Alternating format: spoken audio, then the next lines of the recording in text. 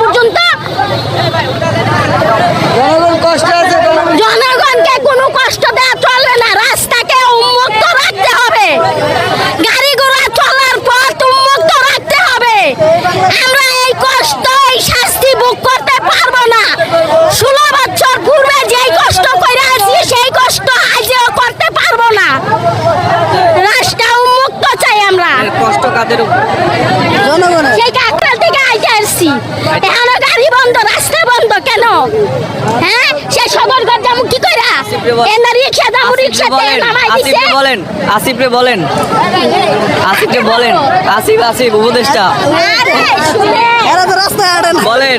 আসিফ কে? সে একদিন আওয়ামী লীগে ছিল। ঠিক একদিন আওয়ামী লীগে ছিলেন। আমি হ্যাঁ, এরকম রেকর্ড আছে। দেশের 16 কোটি মানুষ আওয়ামী লীগই করছে। ওই আওয়ামী লীগ আর আজকে সব পালায় কবে গেছে। এই যে শুনেন, আপনি সবাই আপনি মিছিলে করছেন গেছে। আওয়ামী লীগ? আমি কোনো মিছিলে গেছিলেন? রাজনীতি করি না, মিছিলে গেছেন আমি আওয়ামী লীগ? কোনো মিটিং মিছিলে যাই না। সবাই আমলে করছে কিভাবে? সবারই তো বলা ঠিক না। হ্যাঁ, তখন সবাই কিভাবে করছে? সবাই ছিল। মানে আপনিও গেছিলেন? রিক্সাতে নামাই দিল। কাকরাইলটা খাইতে আসছি, সদরঘাট যাবো। সমস্যা যাতে সমাধান হয়, সরকারের দ্রুত উদ্যোগ গ্রহণ অবশ্যই উচিত। রাস্তায় কোনো মিটিং মিছিল হবে না, রাস্তা উন্মুক্ত থাকবে জনগণের জন্য। সেই কারণে মিছিল মিটিং, কোনো গাড়ি ঘোড়া বন্ধ করা চলবে না। সেই কারণে এই রাস্তা বন্ধ।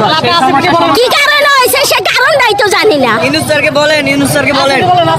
কি কারণে রাস্তাটা বন্ধ হয়েছে সেই কারণটাই তো জানি না। ইউনূস সেই স্যারকে বলেন আওয়ামী লীগের কাকরাইল থেকে প্রস্তাবগুলো যেন বলছে, বের করে দেয়। গাড়ি বন্ধ নামো। বলেন নির্বাচন কমিশনে যেন সে কারণটাই তো জানি না, কারণটা কি?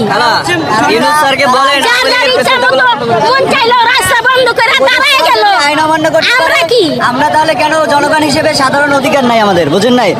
আদালত থেকে জনগণ হিসাবে সাধারণ আমরাও জনগণ, আপনিও জনগণ। আপনার যতটুকু অধিকার আছে আমাদের সেই মতটুকু অধিকার আছে। আমাদের আদালত থেকে একটা রায় দিয়েছে, সেই রায় কেন উপদেষ্টারা মানবে না? যদি তারা না মানে, আমাদের কার্যক্রম ইশাক হোসেনকে মেয়র হিসেবে আদালত থেকে গ্যাজেট প্রকাশ করা হয়েছে, বাট তারা গ্যাজেট প্রকাশের পরেও শপথ গ্রহণের জন্য তারা মানতেছে না, তারা শপথ পাঠ করতে দিতেছে না। এটা কেন? আদালতের ঊর্ধ্বে তারা কি আইন শ্রদ্ধা করে না? তারা কি আইনের প্রতি শ্রদ্ধাশীল না? এই জন্য আমরা যদি আইনের প্রতি শ্রদ্ধাশীল না হয়, আমরাও আইন লঙ্ঘন করতে পারি। শুনেন, শুনো এই আদালত যে যখন ক্ষমতা আসে তার কথাই আদালত উদ্বোস করে।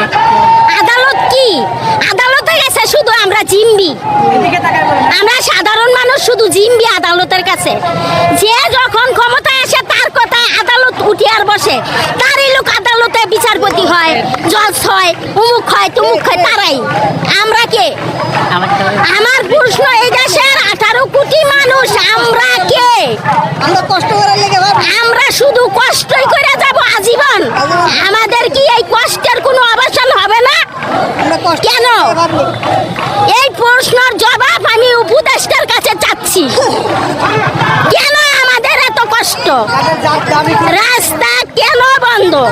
দাবি জটিল কি না জটিল জানি না। নির্বাচন হওয়ার আগ পর্যন্ত একতরফা ভাবে কোনোটাই দাবি কার্যকারী না হওয়া উচিত আমার মতে। নির্বাচনে জনগণ যাকে ভোট দিব, যাকে ক্ষমতায় আনবে, তারাই হবে অধিকারী। যে রাস্তায় রিক্সাওয়ালা দাঁড়ায় গেল আমি নেতা, উমুক দাঁড়ায় গেল আমি নেতা, তুমুক দাঁড়ায় গেল আমি নেতা, এরই হবে না। নির্বাচন হবে, জনগণ যাকে মূল্যায়ন মনে করবে, ভোট দিবে, সে ক্ষমতায় আসবে।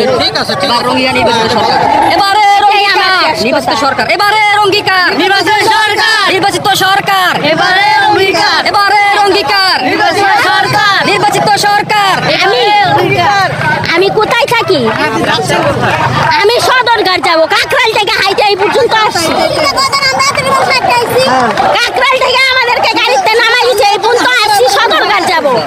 রিক্সা নাই, গাড়ি নাই, কিভাবে যাবো? এতটা মানুষের হাঁটা সম্ভব? এই খালা তীব্র রোদের ভিতরে, গরমের ভিতরে কি করা সম্ভব? মানুষ কষ্ট তো ভোগান্তি করা